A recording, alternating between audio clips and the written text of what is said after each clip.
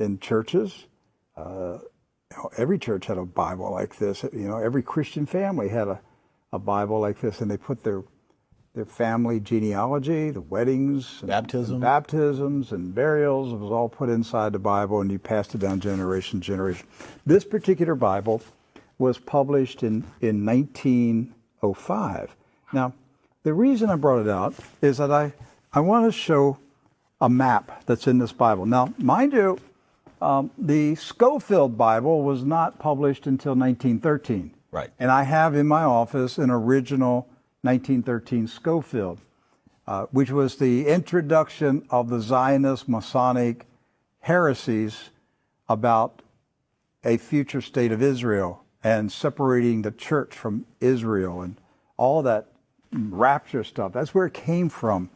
It was a Masonic Zionist heresy that was introduced into the American churches in 1913.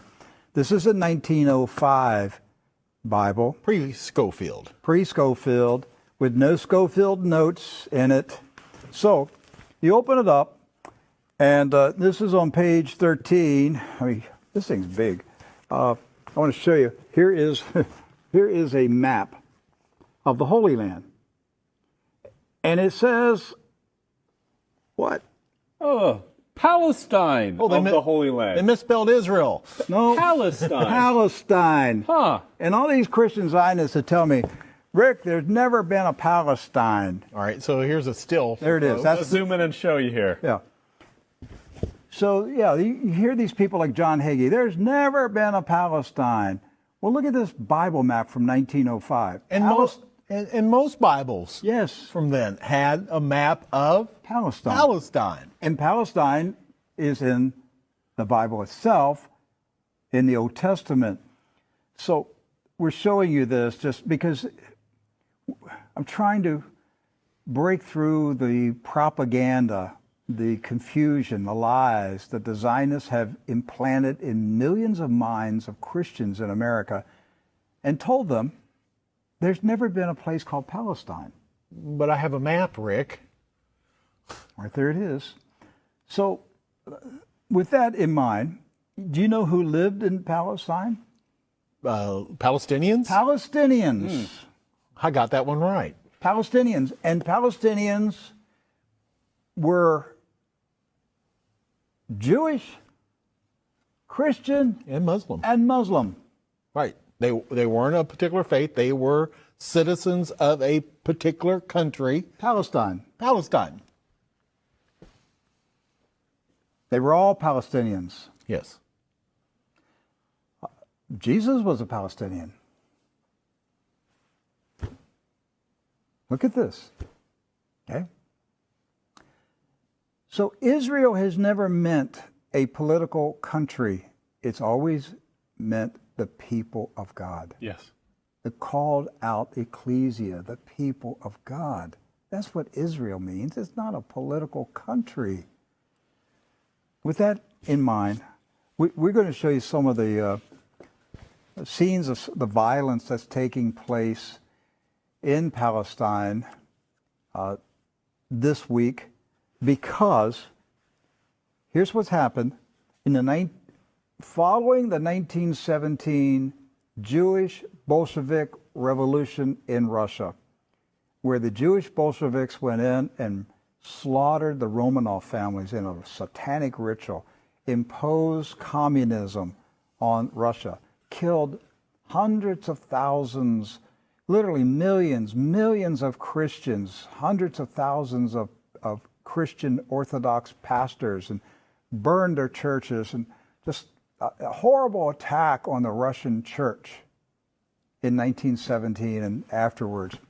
Then they began to infiltrate Palestine in the 1920s and the 30s.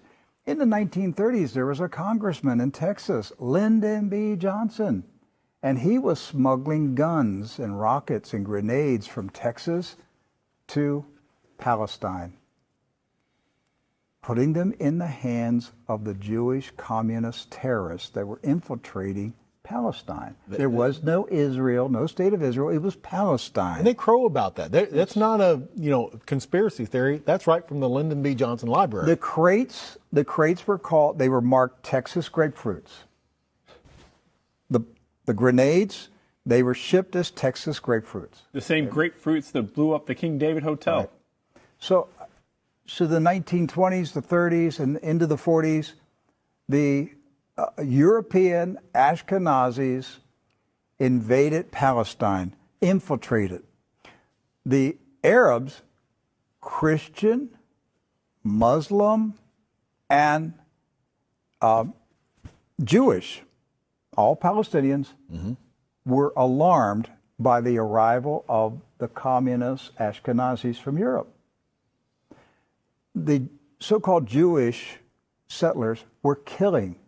They killed the Jewish residents of Palestine. Yes. You understand that? They killed the Jews who lived in Palestine. They killed Christians. They killed Muslims. They finally got enough critical mass that they had enough numbers that they took over Palestine and declared their independence in 1948. And Harry S. Truman, a 33rd degree Freemason, quickly recognized this new country as a real country. And that's how we got to 1948 and the State of Israel. There's never been peace in the Middle East since that day. That day is marked by all Palestinians as a day of disaster. Nakba. A day of disaster. The disaster continues to this day. The Ashkenazi invaders continue to take the land, the homes of the Palestinians who have resisted, refused to leave their houses, refused to leave their farms. It's not about Palestinians trying to chase out Jews. It's Jews who are trying to chase out Palestinians. And to this day, since 1948, they're still fighting them, trying to make them leave. Right.